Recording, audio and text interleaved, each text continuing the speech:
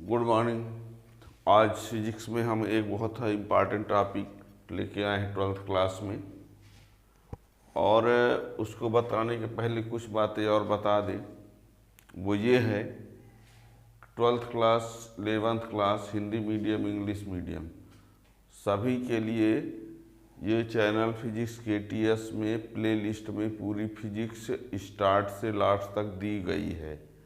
लेकिन ये जो आज एक टॉपिक ऐसा है शायद उसका वीडियो ना हो, छूटा हो, इसलिए हम इसको अलग से बता रहे हैं।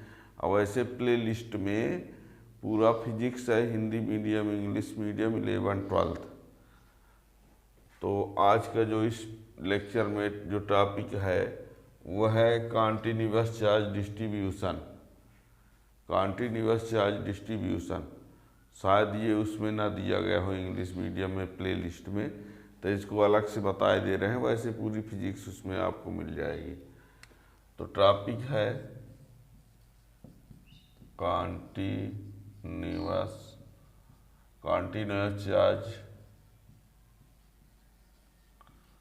डिस्ट्रीब्यूशन।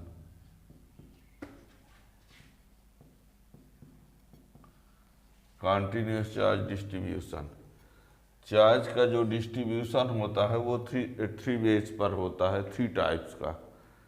ठीक, continuous charge distribution are of three types: linear charge distribution और surface charge distribution and volume charge distribution. और इन डिस्ट्रीब्यूशन के साथ साथ पूरे तीनों को डेंसिटी में ही पढ़ना है: लीनियर चार्ज डेंसिटी और surface charge density, volume charge density. ठीक है ना। तो ये कॉन्टिन्यूअस चार्ज डिस्ट्रीब्यूशन जो है वो थ्री टाइप का। तो उनमें से देखिए हम वन बाय वन, यानी एक ये जो होगा वो होगा linear charge distribution, linear charge distribution. और दूसरा जो होगा वो सरफेस चार्ज डिस्ट्रीब्यूशन। और जो थर्ड वाला होगा वो है वॉल्यूम चार्ज डिस्ट्रीब्यूशन। ठीक है, linear charge distribution, surface charge distribution और तीसरा है वॉल्यूम चार्ज डिस्ट्रीब्यूशन। इसका जो डिस्ट्रीब्यूशन होगा ये किसी कंडक्टर में ये और ये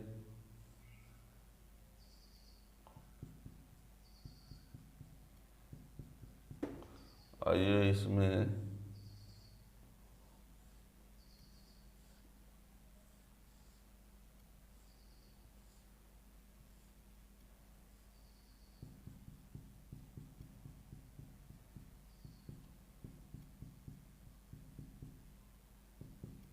ठीक, ये यानी if charge is uniformly distributed over A line of conductor, if charge is uniformly distributed over a line of conductor, then it is called linear charge distribution. If charge is uniformly distributed over a surface, if charge is uniformly distributed over a surface, then it is called surface charge distribution या superficial charge distribution भी बोल सकते हैं। और if charge is uniformly distributed over a volume, then it is called volume charge distribution या cubical charge distribution. ठीक है। अब होता क्या है, जैसे यूनिट लेंथ में चार्ज की वैल्यू जितनी होगी या यूनिट एरिया में चार्ज की वैल्यू कितनी होगी, यूनिट वॉल्यूम पर चार्ज की वैल्यू कितनी होगी, वो क्या कहलाएगा? ये तो कह दिया कि एक लाइन से यदि चार्ज का डिस्ट्रीब्यूशन लीनियर, सरफेस में है तो सरफेस, वॉल्यूम में पूरा है तो वॉल्यूम चार्ज डिस्ट्रीब्यूशन। लेकिन यदि यहाँ पर हम ये कहें कि यूनिट लेंथ में चार्ज, यूनिट एरिया में चार्ज, यूनिट वॉल्यूम पर चार्ज, तो amount of charge per unit length, linear charge density, amount of charge per unit length, amount of charge per unit length, linear charge density, amount of charge per unit area of conductor, amount of charge per unit area of conductor, तो वो क्या हो जाएगा, surface charge density, और amount of charge per unit volume of conductor, तो वो हो जाएगा वॉल्यूम चार्ज डेंसिटी। एक होता है linear charge density, linear charge density को लैम्डा से इंडिकेट करते हैं, वॉल्यूम सरफेस चार्ज डेंसिटी को सिग्मा से, और वॉल्यूम चार्ज डेंसिटी को रो से। डिस्ट्रीब्यूशन समझ में आ गया। Charge uniformly distributed over A line of conductor, लिखेंगे नहीं, बोल देते हैं, आप लिख भी सकते हो ऐसे हम बोल रहे तो, है ना। If charge is uniformly distributed over a surface then it is called surface charge distribution. If a charge is uniformly distributed over a volume of conductor then it is called volume charge distribution. अब इन तीनों distribution में हम density बताए देते हैं, तो density को बल्कि हम लिखे भी दे रहे हैं, देखिएगा डेंसिटी को हम लिख के बताए दे रहे हैं। देखिए, यानी डेंसिटी आप लिखे दे रहे हैं, density amount of charge per unit length of conductor is called linear charge density। Density distribution तो बता ही दिया, it is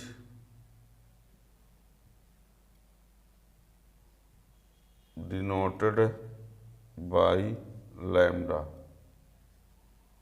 where lambda equal to q upon l. इसी को हम lambda equal to d q upon d l भी लिख सकते हैं। तो डी क्यू इक्वल टू यही क्या हो जाएगा, लैम्डा डी एल, तो क्यू इक्वल टू यही इस प्रकार से, ये ठीक है। तो ये है लीनियर चार्ज डेंसिटी।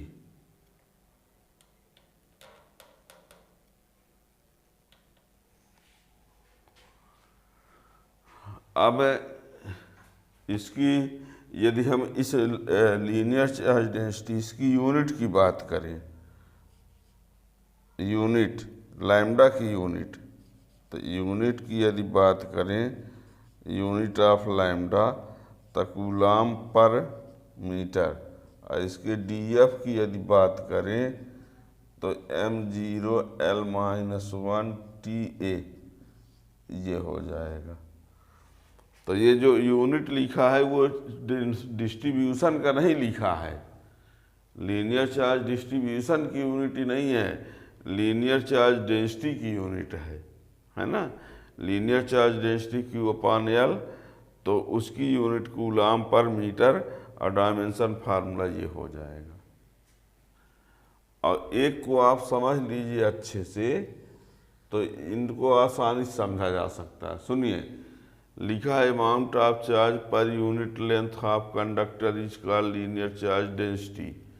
यहाँ लिख दिया जाएगा amount of charge per unit area of conductor, है amount of charge per unit area of conductor is called surface charge density.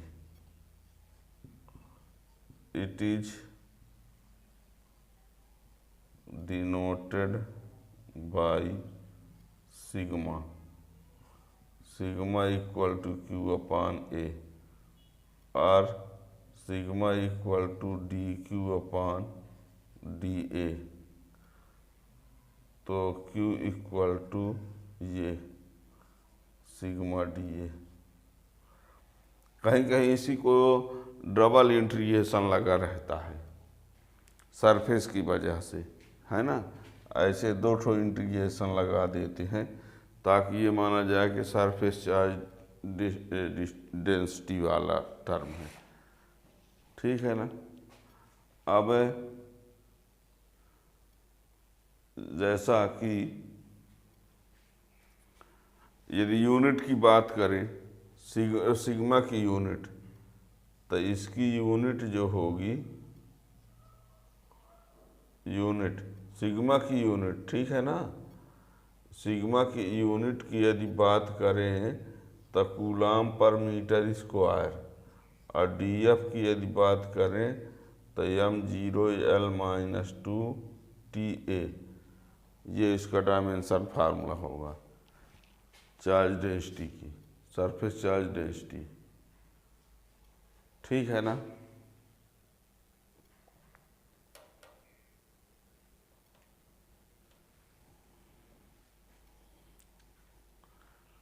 अब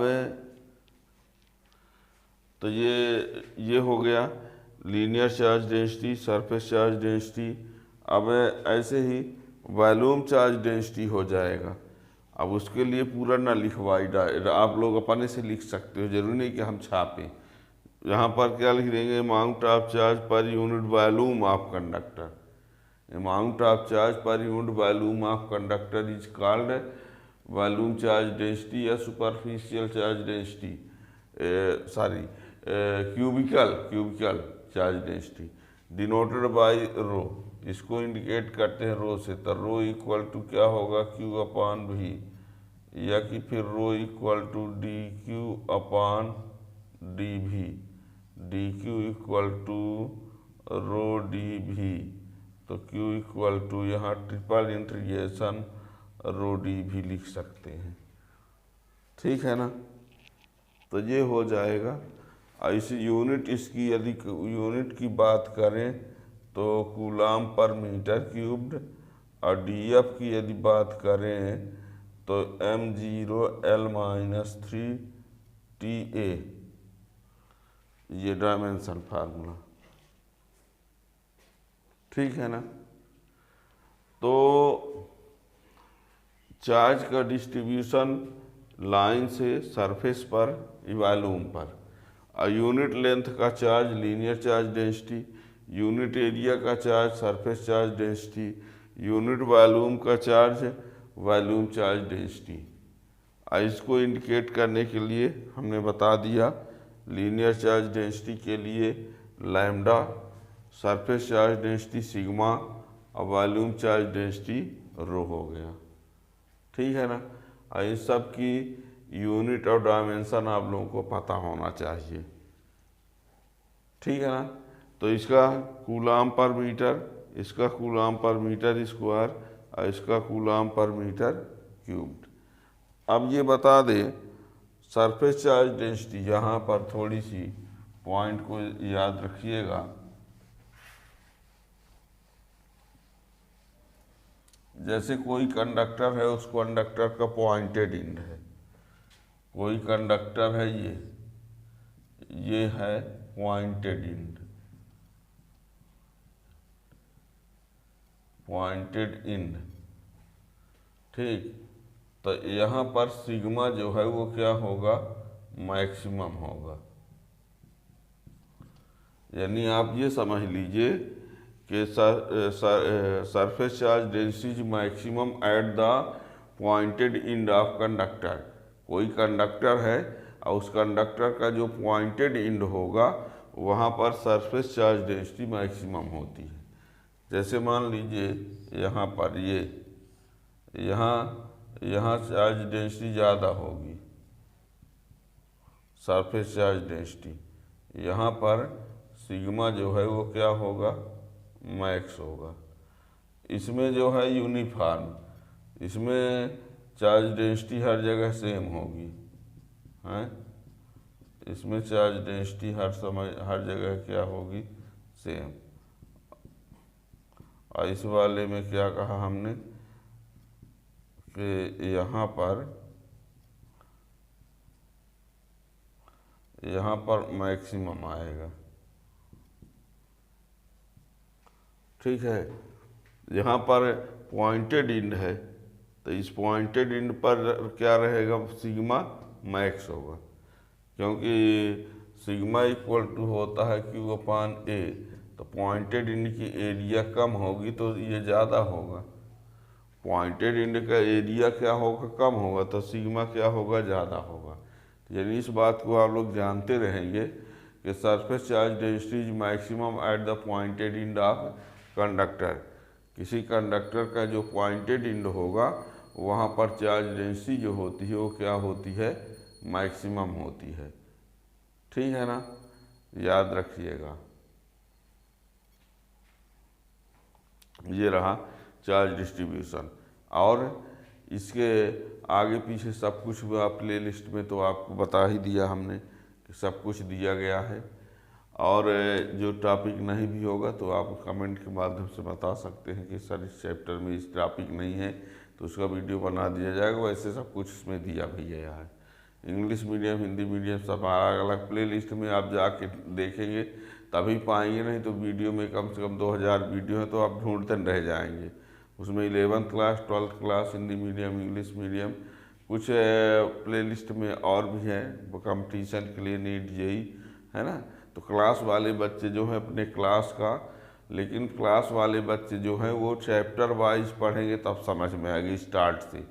कोई कंपटीशन की तैयारी करने वाला स्टूडेंट होगा जो 11th 12th पास आउट होगा, वो किसी भी टॉपिक को देख सकता है, कहीं भी उसके समझ में आ सकता है।